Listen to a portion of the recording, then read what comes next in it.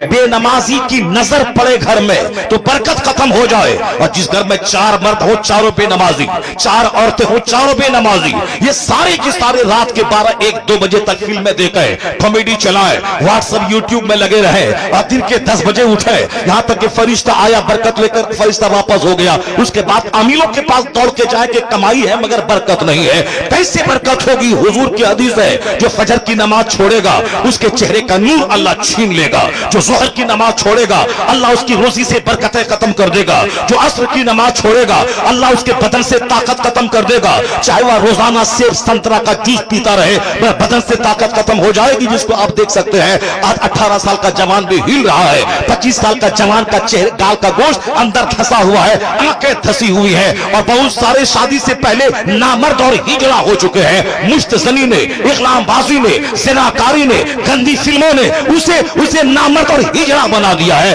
دوسرے کا کیا بگاڑے گا؟ جو پبجی گیم کھیلتا ہو، جو گندے مناظر دیکھتا ہو، وہ تو دوسروں کا نقصان تو بعد میں کرے گا، وہ اپنی صحت کا نقصان کرتا ہے، وہ اپنی جوانی کو تباہ کرتا ہے، وہ اپنی مستقبل کو برباد کرتا ہے۔ اس لیے مولوی تیرا دشمن نہیں ہے جو تجھے ان باتوں سے روک کر تجھ سے دشمنی کر رہا ہے۔ مولوی سے بڑا شبھ چنتک دنیا میں کوئی نہیں ہے۔ دوسرے آدمی کو تو گالی دے وہ تجھ سے بدلہ لیتا ہے، دوسرے آدمی کو مارنے کی بات کر وہ تجھ سے بدلہ لیتا ہے، لیکن اس دھرتی پر ایک گروہ ہے مولانا کا، اگر تو بولتا ہے مسجد سے میں نکال دوں گا، مگر یہ جمعہ کے خطاب میں یہ نہیں بولتا ہے جاؤ تو جہنم میں بے وضو نماز پڑھا دوں گا، یہ نہیں بولتا ہے۔ یہ کہتا ہے تیرے گلے میں جو سونے کا لاکٹ ہے یہ پہننا حرام ہے، یہ جہنم جانے کا ذریعہ ہے، یہ ہاتھ میں جو سونے کی چین ہے یہ پہننا حرام ہے، یہ جو تو ایک وقت کی نماز چھوڑنا حرام ہے، تو اسے بھگانے کی بات کر رہا ہے یا تیرے جنت لے جانے کی بات کر رہا ہے، تو اسے مارنے کی بات کر رہا ہے، یہ تجھے حرام و حلال کی بات کر رہا ہے۔ پتہ یہ چلا اصل میں شبھ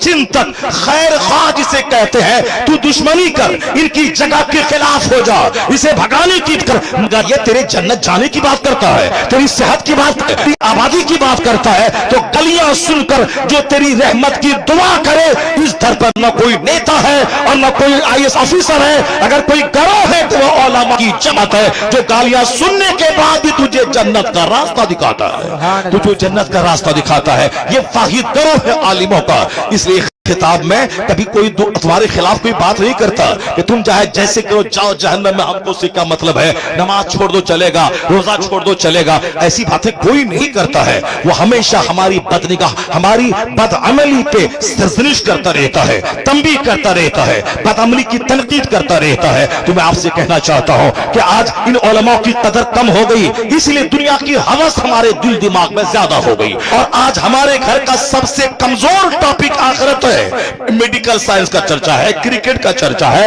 فلم کا چرچا ہے، ڈاکٹر بنانے کا چرچا ہے، الیکشن جیتنے کا چرچا ہے، زمین خریدنے کا چرچا ہے، صاحب شادی بیاہ کا چرچا ہے، اپنی بیٹی کو پڑھا لکھا کے ڈاکٹر بنانے کا چرچا ہے۔ کوئی اپنے گھر میں 1 منٹ بھی بیٹھ کر آخرت کی بات نہیں بولتا۔ کئی لاکھ مسلمانوں کی بیٹیاں مشرکوں کے ساتھ بھاگ گئی، اس کے ذمہ دار یہ باپ ہے جو اپنی بیٹی کو کبھی آخرت اور جنت اور ایمان کا مہتو نہیں بتایا، اپنی بیٹی کو صرف فلمی زندگی، مال والی زندگی، آسائش والی زندگی، تو پھر تو وہ آسائش چکر میں کافروں کے پاس جانا پڑے، وہ چلی گئی۔ آپ نے کب بتایا ہے کہ اصل میں ایمان سب سے بڑی چیز ہے؟ دنیا ملے نہ ملے اگر ایمان سلامت ہے، ثواب و دنوان ہے۔ دنیا کی زندگی عارضی، فانی اور وقتی، ٹیمپرری ہے، اصل دائمی زندگی آخرت کی ہے۔ اگر آپ بھٹی میں پلا دیتے، اگر کوئی دشمن اس کو